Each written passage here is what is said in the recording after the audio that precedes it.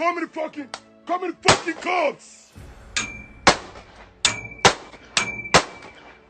Hey, yo, man, yo, nigga, man, you motherfucker, man, I'll blow your fucking head up, man. Hey, my people, what me I talk, even with myself, I don't know what I talk. But as you hear me, they do this rabba, nigga, voko, me, you know, say the story where they bring come from, now from Crosswater, where this Nigerian brother just come up for story building, where be like 40-10 story building, just come up, begin to shoot gun, pataka, potoko, putu, pa, kita. The only sound of gun one, no here, now that Indian way they do, now I know here. Wait till happen, the blast say the brother blast say this COVID-19 lockdown matter for there. He don't tire him. The guy just they shoot anyhow, they paranoid anyhow, they play music for the background. We are can't really know say this brother don't hide, whether we check or we go or anything. Now when only him begin call they call Tupac Shakur, man, police, man, wanna call police for me, I don't care, nothing they happen. Where can surprise me now, where can't look camera, can't look at our face, can't say now me build do nothing, no say the matter serious. Mad.